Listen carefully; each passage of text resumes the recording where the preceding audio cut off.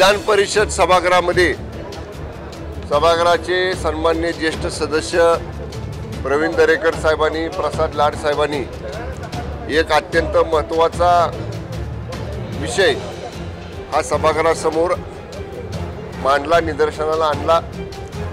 तत्कालीन काही पोलीस अधिकाऱ्यांनी त्यावेळचे माननीय विरोधी पक्षनेते देवेंद्रजी फडणवीस साहेब आणि महाविकास आघाडी सरकारमधले नगरविकास खात्याचे मंत्री आदरणीय एकनाथजी शिंदे साहेब यांना काही खोट्या प्रकरणांमध्ये कसं गोवता येईल या संदर्भातला एक पेनड्राईव्ह, त्याची व्हिडिओ क्लिप, ऑडिओ क्लिप ही सभागृहामध्ये दाखवली आणि ती सभागृहाच्या माननीय सभापतींच्याकडे या ठिकाणी दिलेली आहे। या चर्चेमध्ये काही स्टेटमेंट त्यांनी वाचून दाखवले। त्यांच्याकडे जी कागदपत्र उपलब्ध होती ते स्टेटमेंट जर पाहिले, ते जर त्यांनी वाचलेलं, मी स्वतः सभागृहामध्ये होतो, अत्यंत अश्लील अशा पद्धतीच्या भाषेत एक वरिष्ठ अधिकारी बोलतानाचा जबाब त्या ठिकाणी आहे आणि फडणवीस साहेबांना आणि शिंदे साहेबांना त्याच्यामध्ये अडकवायचं आहे, गुंतवायचं आहे, अशा पद्धतीचं एक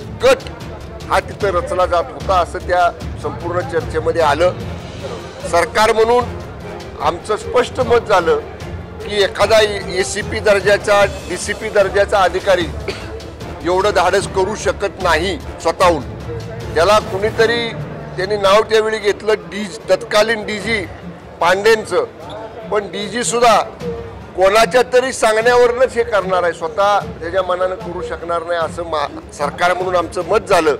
आणि सरकारच्या वतीनं आज सिनियर IPS अधिकाऱ्याच्या अध्यक्षतेखाली एक SIT गठीत करायचा निर्णय आम्ही सभागृहामध्ये जाहीर केलेला आहे आणि त्या SITच्या चौकशीमध्ये आज सभागृहात उपस्थित झालेले मुद्दे आणि या उपर समजा काही सन्मान्य आमदार महोदयांना किंवा कुणाला त्या SITकडे काय अधिकची माहिती त्यांच्याकडे असेल ती द्यायची असेल तर ती देण्याची सुद्धा तरतूद त्या SITमध्ये ठेवली जाईल आणि तातडीनं SITचा अहवाल प्राप्त करून जे कोणी त्या चौकशी अहवालामध्ये आढळून येतील, दोषी आढळून येतील, त्यांच्यावर त्या अहवालानुसार कडक कारवाई करण्याची घोषणा शासनाच्या वतीनं सभागृहामध्ये आज या ठिकाणी केलेली आहे। मी सभागृहामध्ये सुद्धा ते सांगितलं की याच्या मुळाशी गेलं पाहिजे, या छोट्या अधिकाऱ्यांच्या कटपुतल्यांना कोण हलवत होतं हे शोधलं पाहिजे, हे सरकारच्या वतीनं आम्ही सभागृहामध्ये सांगितलेलं आहे आणि म्हणून वरिष्ठ IPS दर्जाच्या अधिकाऱ्याची अध्यक्षतेखालची SIT नेमली जाईल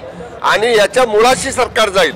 एवढ्या सहजासहजी हा विषय सरकार सोडणार नाही, कारण दोन महत्त्वाच्या नेत्यांच्या संदर्भातले उल्लेख त्याच्यामध्ये आहेत आणि त्यामुळं अत्यंत गांभीर्यानं आणि अत्यंत सखोलपणानं या SIT मार्फत चौकशी केली जाईल आणि जे कोणी याचे मूळ सूत्रधार आहेत त्यांना देखील याच्यामध्ये शोधून काढलं जाईल।